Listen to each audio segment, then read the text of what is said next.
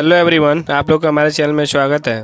अगर जो आप हमारे चैनल में नया हो तो प्लीज़ चैनल को सब्सक्राइब कर लीजिएगा और बेल आइकन को क्लिक कर दीजिएगा ताकि मैं कोई भी वीडियो अपलोड करूं तो नोटिफिकेशन सबसे पहले आप लोग के पास जाए। दोस्तों, एसयू स्ट्रैटर का कंक्रीट पंप है और जो इसके पीछे का आरपीएम वो काम नहीं कर रहा है।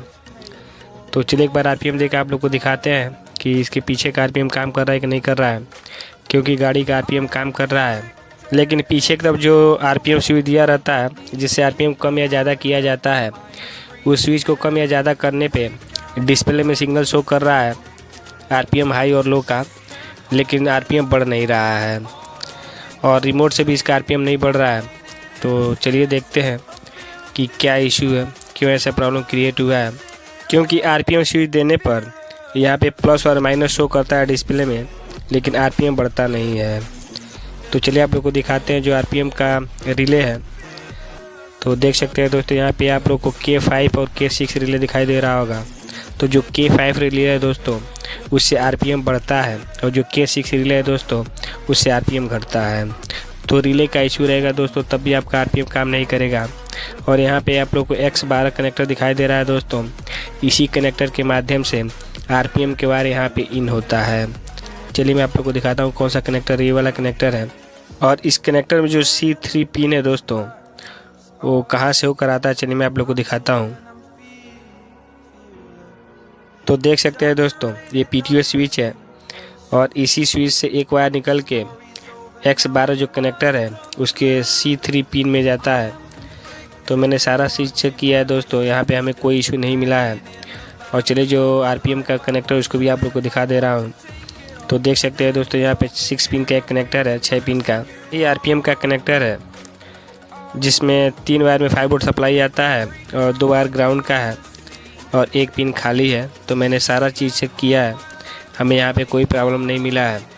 तो चलिए आप लोग को दिखाते हैं कि कहाँ से इशू है जिसके चलते आरपीएम का इशू आ रहा है कि गाड़ी का आरपीएम बढ़ रहा है, लेकिन जो पीछे कंक्रीट पंप का स्विच है वहाँ से आरपीएम नहीं बढ़ रहा है।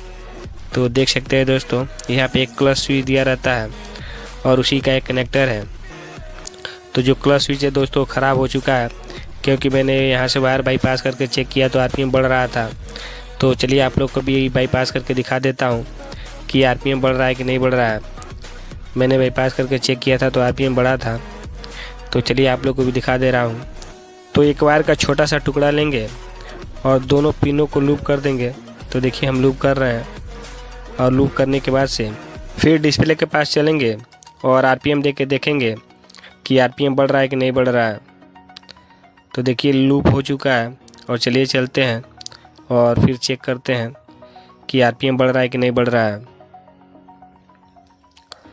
तो चलिए आरपीएम स्विच देते हैं और फिर आप लोग को दिखाते हैं कि आरपीएम बढ़ रहा है कि नहीं बढ़ रहा है। तो देख सकते हैं दोस्तों, आरपीएम बढ़ने लगा है, पहले आरपीएम नहीं बढ़ रहा था क्योंकि इसका क्लच स्विच ख़राब है दोस्तों, इसलिए आरपीएम नहीं बढ़ रहा था। और जैसे ही मैंने उसको बाईपास कर दिया तो आरपीएम बढ़ने लगा।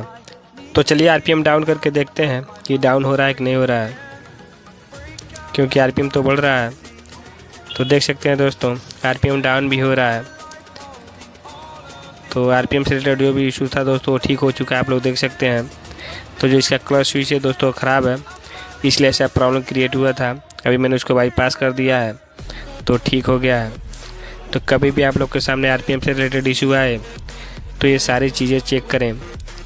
तो उम्मीद करता हूँ दोस्तों कि आप लोग को हमारा वीडियो अच्छा लगा होगा। तो प्लीज़ वीडियो को लाइक और शेयर कर दीजिएगा और कमेंट बॉक्स में कमेंट जरूर करिएगा कि आप लोग को हमारा वीडियो कैसा लगा। Thank you.